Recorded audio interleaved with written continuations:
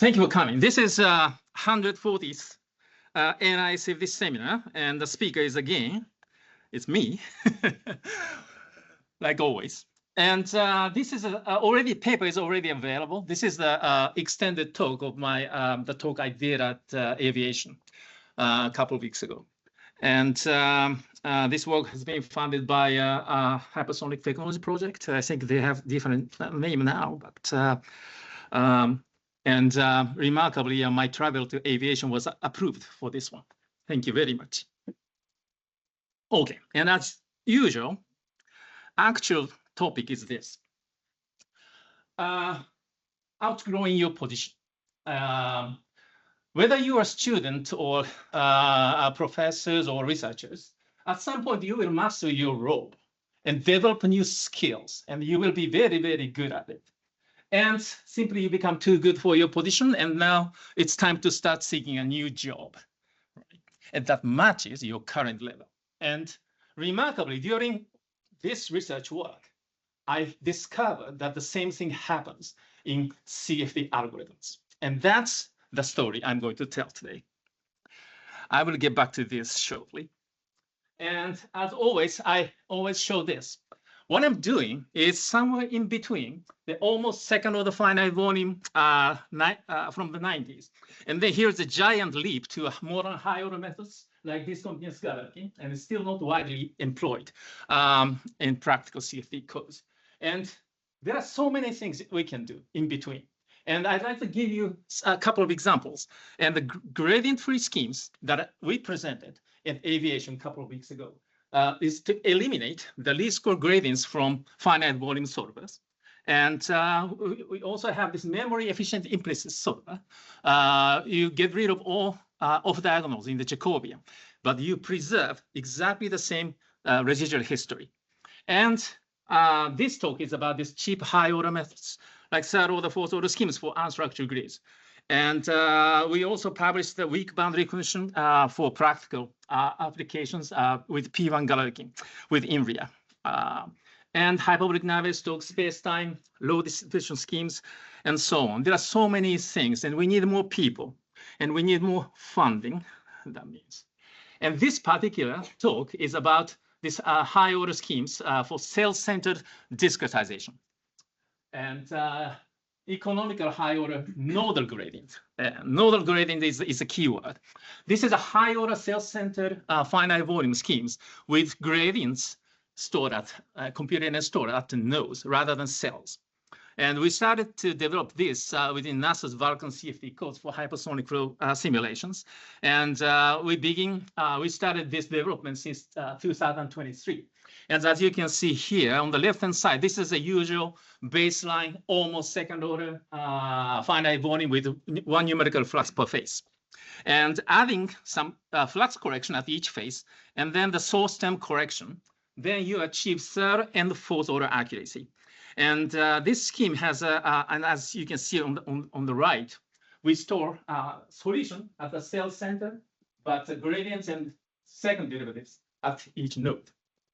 And so unique features includes a single numerical flux per phase, just like the finite volume scheme from the 90s. And then third order, fourth order accuracy on linear tetrahedral grids. And this is an important point, the main theme of this talk.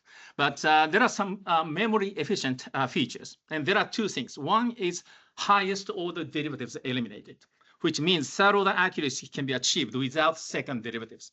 You can still do quadratic interpolation, and the fourth order accuracy without third order derivatives. And another feature is a reduced storage by storing derivatives at the nodes, because the number of nodes and number of cells are very different. And I just want to emphasize that gradients and derivatives are explicitly computed from numerical solutions, like finite volume. This is not about DG. Okay, and here's a comparison of memory requirement.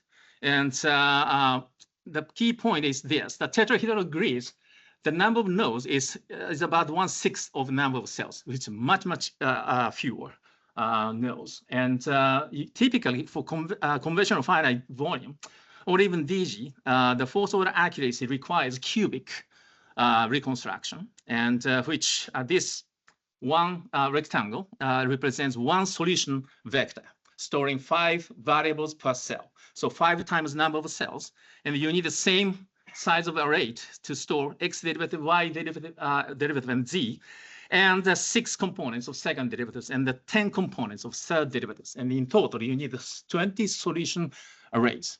And this actually makes people scared. And we don't really go into 4th-order finite volume. But storing them at nodes, it's only 1/6 of the cell, number of cells. So x, y, z derivative is only requires 1/6 of the total, the entire solution array. And for 6 components of second derivatives, because each requires only 1/6. So 6 times 6, 1/6 is just 1. So you only need additional single solution array to store second derivatives.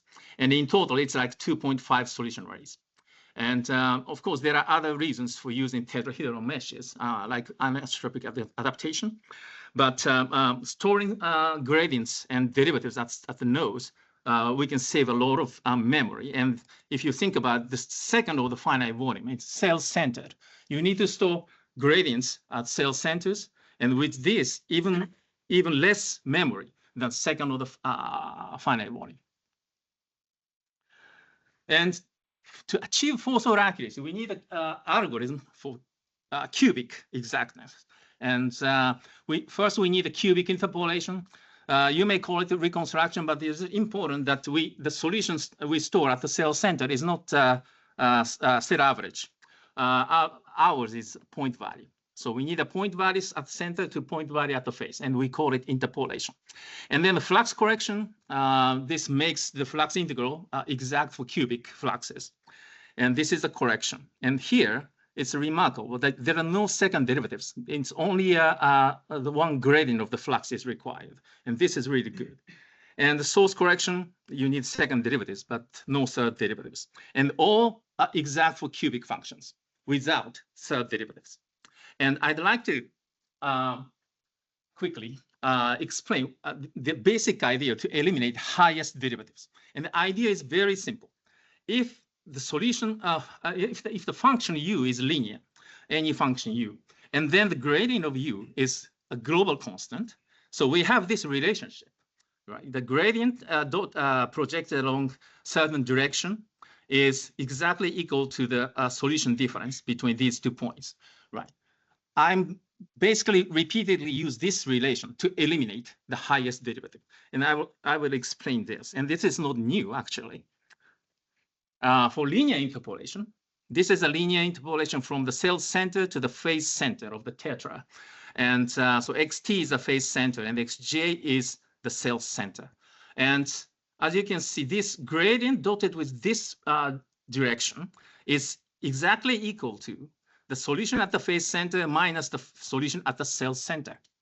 So all we need is to get the face center solution in a linear exact manner, and which is easy for triangle. It's just the arithmetic average is a linear interpolation. So we end up with this. This is a gradient-free linear reconstruction. And this was originally proposed by Neil Frink in 1998 and still used in USM3D, the NASA Langley's USM3D code. And the same idea basically was used to eliminate gradients from Fun3D in the node center scheme. So it looks like this. For quadratic interpolation, we need now a curvature term here. But for quadratic function, the gradient is linear, right? And second derivatives are constant. So we can substitute the u, the graph of some primitive variable w, into this relationship u. Then we end up with this second derivative here. And then here is the difference between the gradients, right? And we apply this relationship to this quadratic term to eliminate this second derivative into and then express it in terms of gradients at the face center minus the gradient at the cell center. And because we have gradients at the nodes, at the face center gradient is simply an average value over the face.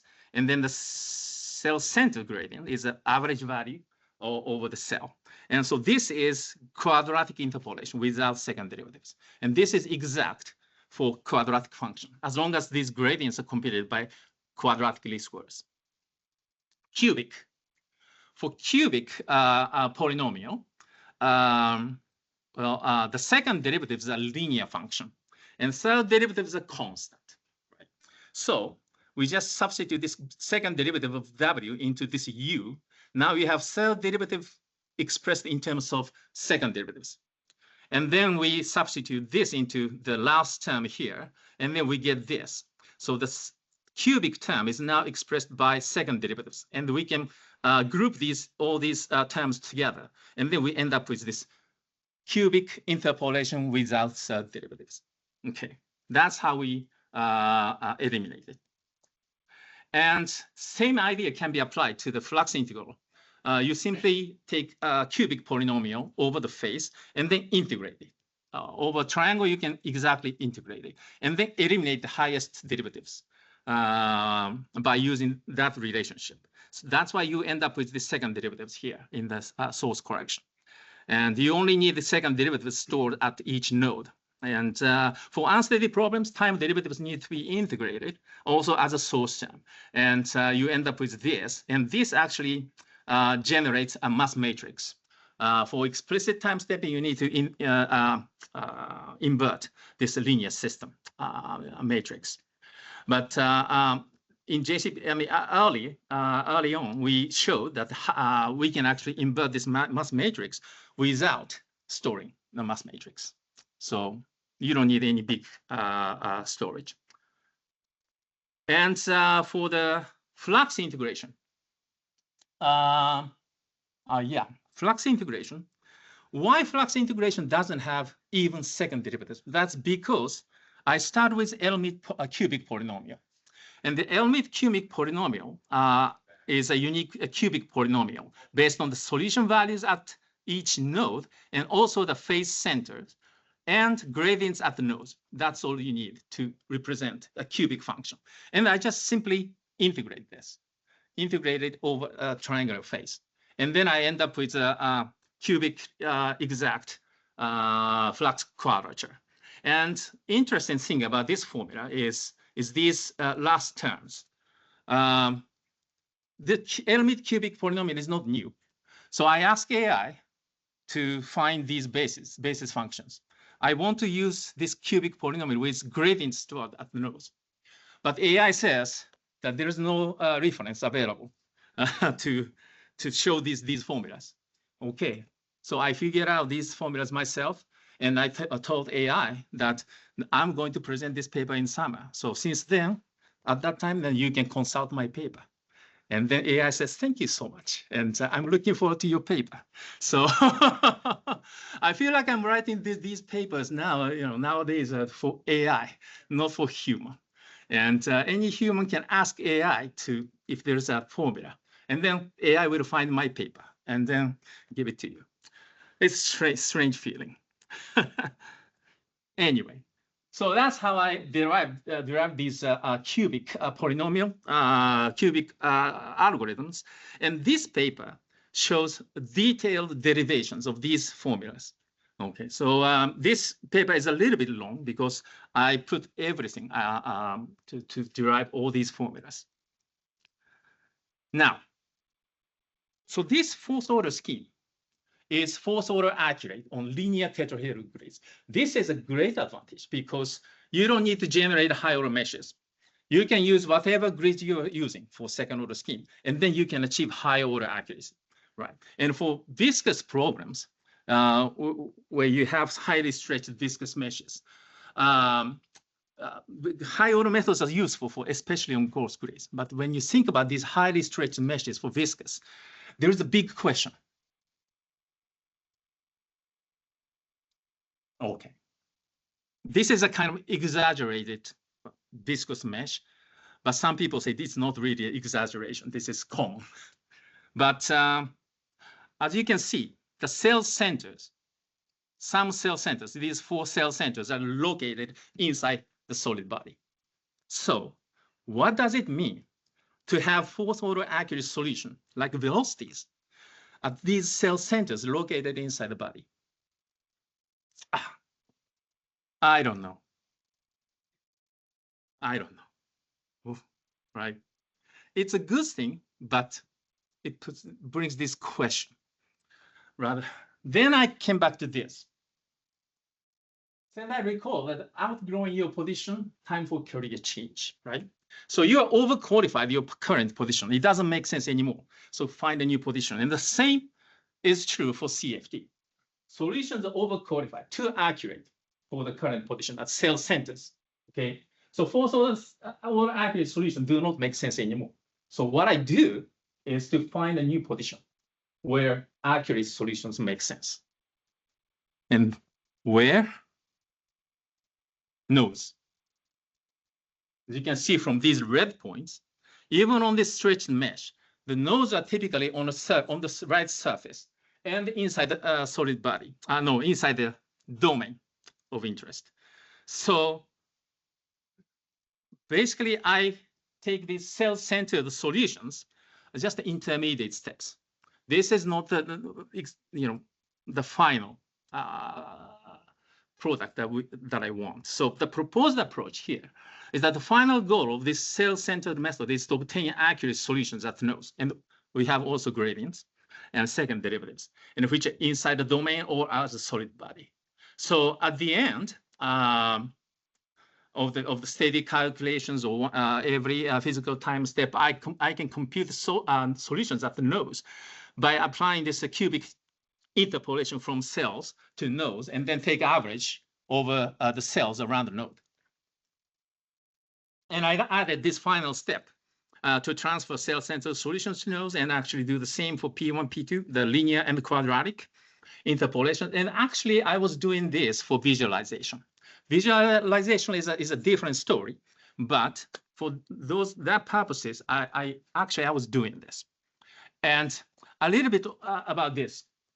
There is a third-order H-based scheme, node-centered scheme. It's here on the left. In the third-order H-based scheme, that's also a third-order scheme that for linear tetrahedral grids. And node-centered scheme, they compute solution here at the edge midpoint, reconstruct them, and then compute a numerical flux. But this edge midpoint is inside the body. But you don't really care, because at the end, you will end up with the residual at the node. So until you get the final goal, it doesn't really matter where you compute solution, reconstruct solutions, or compute fluxes. And sometimes it's better not to know the details of numerical algorithms, because that will confuse you. So, and the curved high-order mesh you can use, of course, you can avoid these things. But once mesh is curved, I don't know how to construct third-order H-based scheme. I don't know. That's going to be a new one. And on the right, this is something I think about in my head. I haven't done anything much, but if the final goal is to get the solution at the nodes, I could do something like this. Okay, so we can express cell-centered scheme here. On the right, these are residual at cells, and this is a time derivative for cell-centered solution. And M is a mass matrix that I mentioned before. And I can write this, express this in terms of nodal solutions by using some operator N. Operator N takes this nodal solution to cell-centered solution. And this is a big rectangular matrix for tetra, because there are many more cell-centered solutions than the node solutions. But so this is an overdetermined system, so which could be solved by using least squares. And this is a normal, it's just the inverse of the A transpose A. And I don't know if this really works. And it's interesting. And I think I need some kind of weighting matrix. If this can be done, I end up with a node-centered scheme. This is interesting. But the residuals are defined over each cell, right? Over cells. So that makes me, reminds me of residual distribution scheme or continuous Galerkin scheme. So this is an interesting thought that I'm still going through. And this is left as future work. Anyway, So once we take this approach, that solutions make sense at the nodes, not at the cell center or phase center, then this brings me, I feel like I had to revise the boundary procedure, because before I was applying boundary condition at the cells phase center, which is not really at the phase, right? So of course, for the discretization, I have to compute the numerical flux at the boundary center, phase center. Okay, this is necessary. So, and for the left state, I can just interpolate from the cell center to phase center. But the right state, I was actually getting the right state here, but like a tangency condition, I don't know what kind of normal vector I should use for high order at this phase center, which is not on the surface, right? So what I do now is I interpolate solution. I get the solution by cubic interpolation to each node. This node is on the surface, so I know exact surface normal if I need it for simple geometry. And then what? And then for each node, at each node, given the left state, I compute the right state based on physical boundary condition, like free stream or tangency or no slip condition for viscous, etc. And then interpolate back by cubic interpolation to the phase center. Okay, and then compute this numerical flux at the. And this actually preserves fourth order accuracy for viscous. Good. And actually, my collaborator Jeff White was he had been advocating this procedure for a long time, and somehow we converged finally into the same idea. Results. I don't have many results, and just the accuracy verification over curved boundary using manufactured solution. But this is these curved meshes are just three levels of tetrahedral mesh. Reynolds number 1. And there are some 17 or 22 cell centers that are actually located outside the domain. But this here is the L infinity error known for the x velocity. And the fourth order schema actually achieves asymptotically fourth order accuracy on these meshes. And P to the quadratic scheme achieves second order accuracy, not third order, which is known from the previous work. I still don't know why quadratic scheme, viscous scheme cannot achieve third order accuracy. It's always 2 for even order.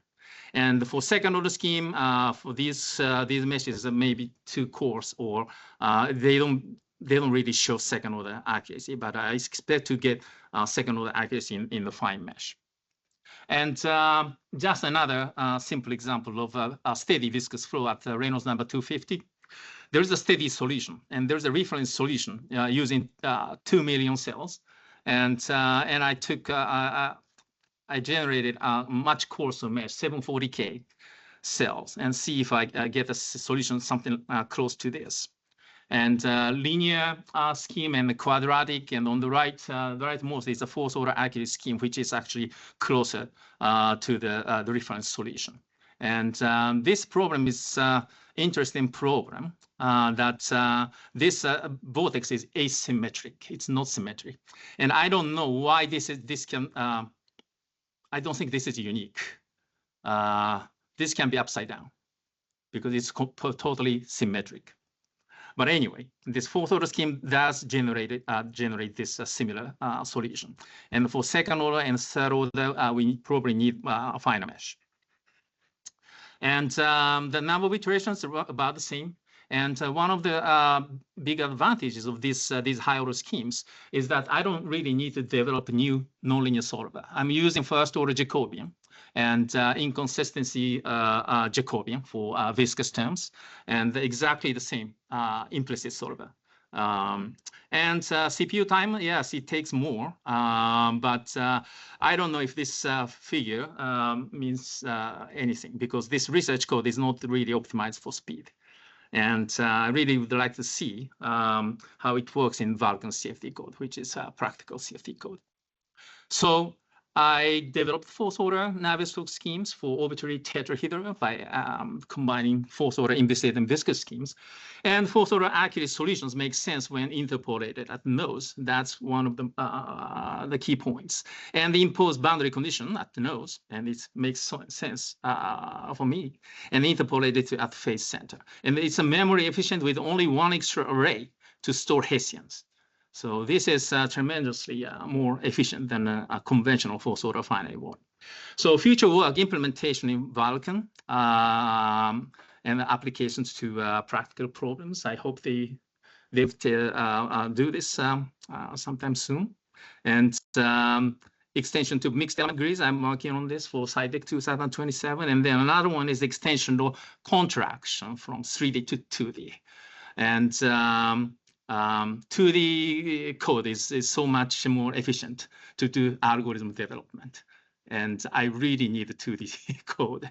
And what I want to do is one is a limiter. I'd like to investigate more on limiter. And 3D is just too big for me. And actually, this 2D paper is already done. And I'm working on this mixed element grid, the paper right now. And reduce the cost of derivative computations. Yes, it's I need to do a cubic least squares. That's expensive, and I have hundreds of cells, and I really would like to reduce this cost. And finally, because we have high order information on the linear tetrahedral grids, I want to reconstruct surface to high order, and not the volume measure, only the surface. This is a big advantage.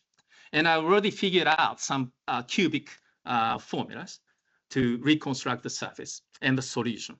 And it's ready to implement. That's probably the next summer paper. And finally, if you feel you're too good for your current position, it's a transition to a new position where you can shine, and like my 4th-order solutions did. Thank you very much.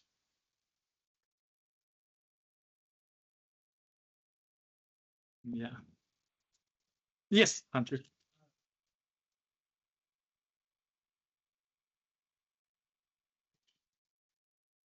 Mm-hmm. Yes.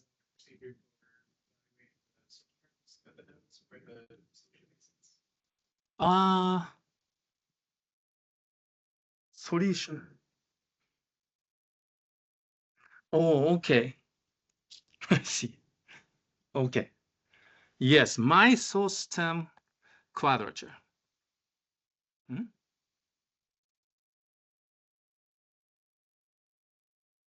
Yeah.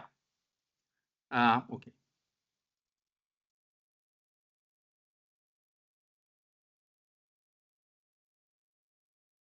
Yes, it doesn't require source term at the cell center. Yeah. If your source term, whatever the quantity you need, doesn't make sense at the cell center, like outside the domain, there is a way. You can evaluate those source terms at the nodes, and then compute. Why do we need it? It's kind of fully numerical. It does not have prepared physical sense. The application in my mind is it's like manufactured solutions. If you're using a curved surface and it has a Manufactured solution? highly anisotropic solution in the vicinity of the curved surface. Yeah, so it really depends on the type of source terms. Manufactured solution is okay. It's an analytical function that extends everywhere. Then yes, I didn't do anything special for this accuracy verification case, this one. So some source terms are validated outside the domain, but it's an analytical function, so I can do it. And it's not really physical. But if you have something physical, like requiring some surface normals, or then, yeah, we have to do something. But there is a way. Yes. Yeah, of course. I'm thinking a different direction, so that you basically reconstruct solutions at nodes. Mm-hmm. But why do they why do we have nodes, right? So you can basically define arbitrary number of points like probes, right? So that you have your system, and then after this, you just say, okay, I have probes, I want solutions here, here, there.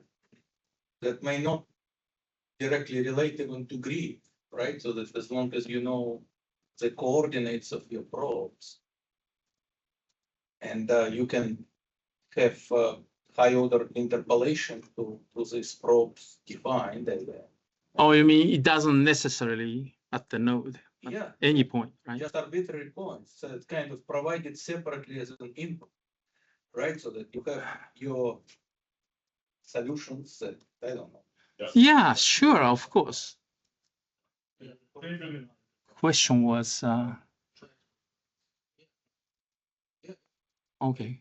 I think it should not, my point should not be limited just. Yeah, of course, three yes. nodes to arbitrary. Yes, question was about, yeah, they want me to repeat questions. So the question was, it doesn't have to be at the nodes, but we can recover a solution at any point, right? And yes, and if you want to visualize like high order, like if you have high order meshes, give me high order meshes, and I will interpolate my solution to on this high order meshes. And this is another way to use high order meshes. And yes, and it doesn't really require, because I'm not going to solve anything. So just give me any mesh for visualization. I can project my solution on the high order mesh. So you're saying the only use for high order meshes is for visualization? Yeah, if you want, it's even an option for me. Yes. So there are some questions online in the chat. Will you be sharing the slides? Yes, at ResearchGate, you will find it. And another one, it's very difficult. Your thought experiment mesh has wall normal orientation of the edges, but that isn't common in anisotropically adapted meshes. But it's still easy to get an inferior node that would reside inside the real body. As far as computing drag, is there any difference between the node-centered view, self-centered view? I don't know.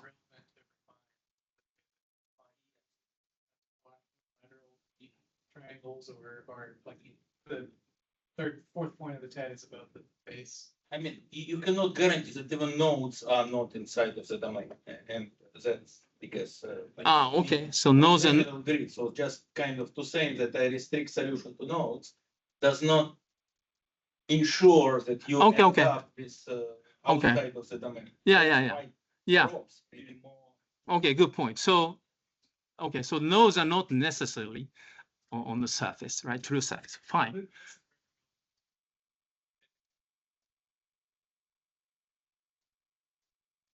Mm-hmm.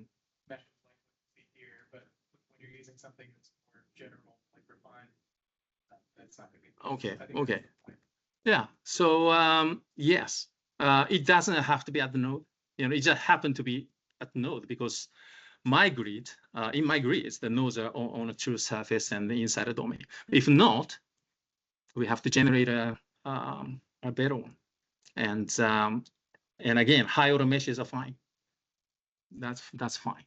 And the computing drag, I didn't compute drags for these cases. And any difference between node center scheme and cell center? In a way, for this work, I think in a way I'm trying to unify it. Once I get solution at the nodes, and then gradients and the second derivatives at the nodes already. So however I obtain these solution derivatives at the nodes, I'm going to reconstruct surface, cubic surface. And then I can interpolate solution using cubic interpolation. I have all the formulas. And then I would integrate.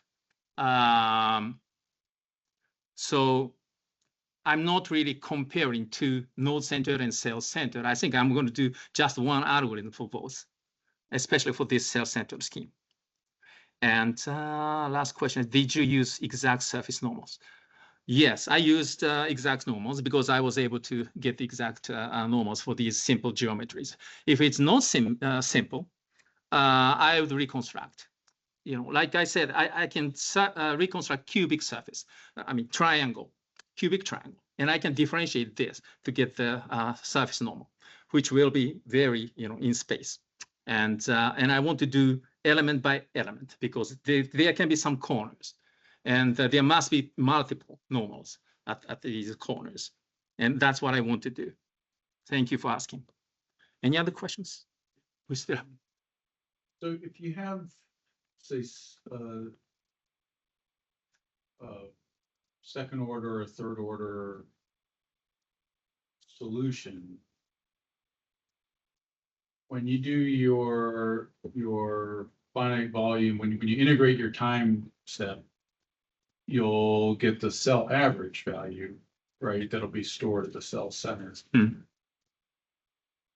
But is that, but then you're not reconstructing, you're interpolating. Is the cell average value still the same as the value of the solution vector at the cell center, or if it's a polynomial or cubic distribution? The question was, if I transfer solution at the cell center to nodes, do I preserve cell average? Right.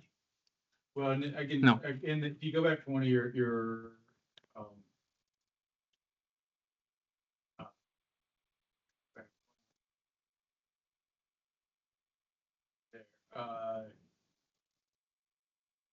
your cell-centered value, like in the cubic interpolation, is that the same as the cell average value that was up from your previous time when you did your temporal? No, this is important. This WJ, the solution we stored at the cell center, is not cell average. It's a point value. Yes. So it's always point value at the cell center and the nose or face, everything is point value. That's why I don't have any geometric moments here. If I need to preserve cell average, then I need to make sure that the integral of this polynomial goes back to the cell average, but it's not. And this is because this is the reason that I think I have mass matrix in the time derivative for higher order. And this is a very typical feature of quick scheme rather than muscle. Yeah, muscle is cell average and the finite volume, I mean integral form. Quick scheme is a point value at the cell center and the integral formulation. Yeah, so this is in a way extension of quick scheme. And Jeff, do you have a question? I have a question. I typed it into the chat.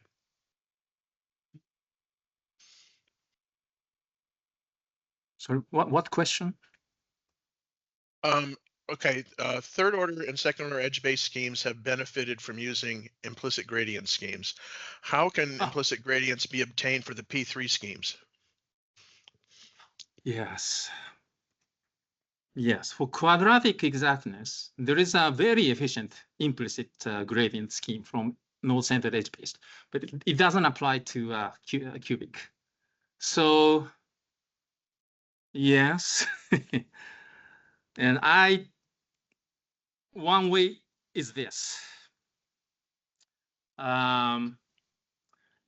Basically, I have a cubic cell-centered algorithm based on nodal gradients.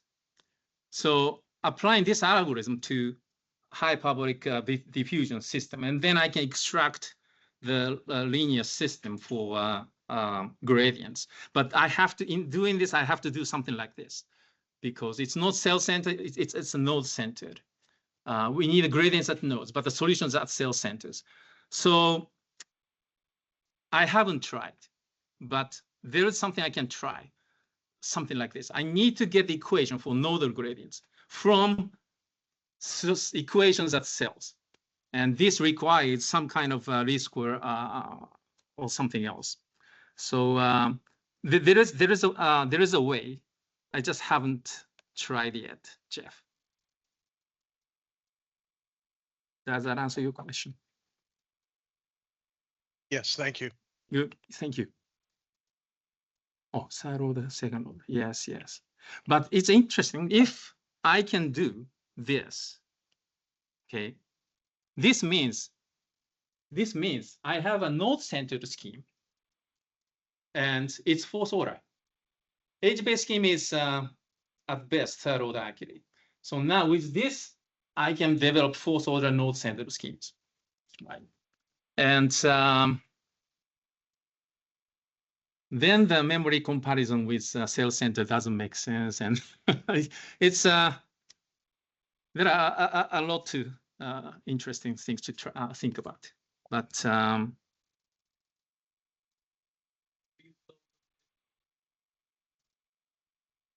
yeah, it's possible if anyone wants to do this. Yes, yes, Clark. I'm gonna step back and ask you a little bit more about your perspective and your kind of your assumptions going in. You could say whenever you have these cells that are cutting across curved geometry, that you are in a certain sense defeaturing and you are representing a discrete geometry that only approximates the curved surface. And that in the limit of infinite grid, you will recover the true surface. So when you do problems like your MMS on the sphere, when you do naive systems where you do not, you see that it just fails. Like, so I guess asking about perspective, could you push on this and just say, hey, it's now a discrete geometry that only approximates the geometry. I don't care whether or not this cell center would be inside. In my discrete approximation, it's not inside anymore. I guess I'm asking, you're saying, hey, I have a real geometry and this cell center is inside the real geometry. But you could have an alternate way of thinking about it and saying like, no, I have some approximation of the real geometry. Yeah, it's approximate, and the cell center is approximate. It's not precise, but I have a fourth order accurate solution. Then I stopped. What does it mean to have, how can I claim I have more accurate solutions on these approximate locations? And yeah, because velocity inside the body, and I can claim it's very accurate. I don't know what it means. So that's your perspective of this is useful in a very practical sense of we want real values at real nodes. Discrete geometry be just like we want real useful values at the end of the day. That's your kind of goal. Yes, I just wanted to want to understand what I'm doing. Yeah, I mean, even for second order scheme, it's a linear geometry approximation. So yes, I can have points inside the body, and I can have second order accurate solution at this body, but they are approximation. Yeah, but so I guess I didn't really care much, and I guess people don't really care much. But when I say fourth order accurate, now I can imagine a lot of people will ask me, what do you mean by having more accurate solution on these locations? And that's why a lot of people try to use high order meshes, I guess. But yeah. So I guess the related question is, do you expect asymptotic rate of convergence when you have all the nodes, when you have cell centers inside? When you refine the grid and still have a lot of cell centers inside the you still expect a higher rate of convergence for the fourth order versus second order? Yeah, for MMS, solution is, I have solution values everywhere. So I can do this accuracy verification, I can claim fourth order accuracy. But the real case, the real flow, I don't know. But to have more accurate solution, and I think it also depends on what you mean by more accurate solution? Is it a better visualization? I mean, better resolution of the whole flow field? Then you need something, you need to reconstruct these, high order solutions using high order meshes or something. Or you only care about drag, like integrated quantity.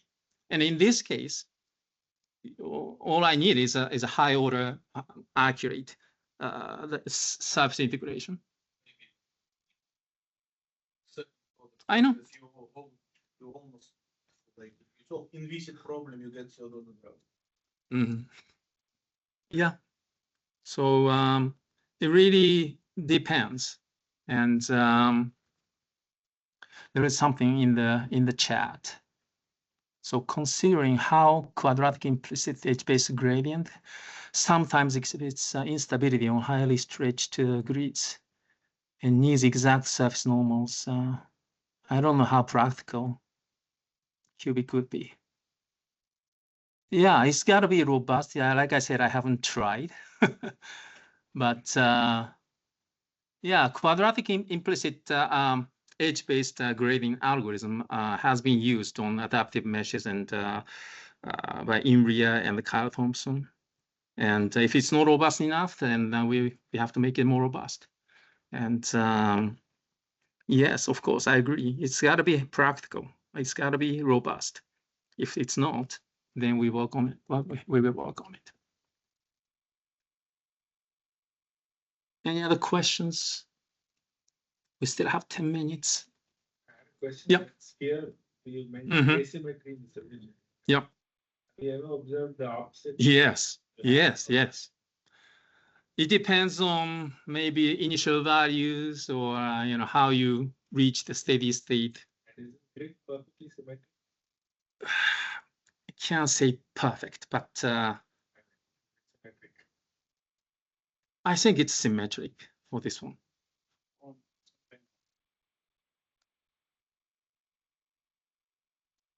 Speaking through your linear system in a perfectly symmetric way, you're also introducing it. Yes, yes. Yeah, I'm using multicolor Gauss idol, but it depends. Yes, algorithm can be asymmetric. And I don't know, I just run some cases and sometimes it goes upside down. And when I think about this, there is no particular reason that I should get the same solution. But I've seen this many times. That's also noticed that there's like a slight bias in the wind tunnel model. Okay. See different vortex patterns. It's okay. a perfectly symmetric way to unstable equilibrium. Yeah, yeah. I don't know if analytically it's that way. It's just in practice.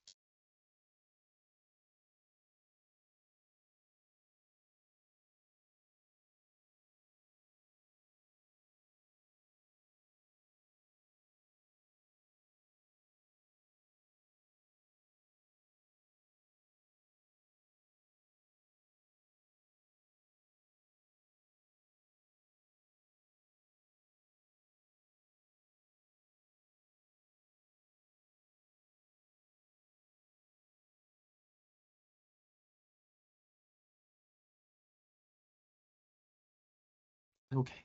Any other questions? I'm back.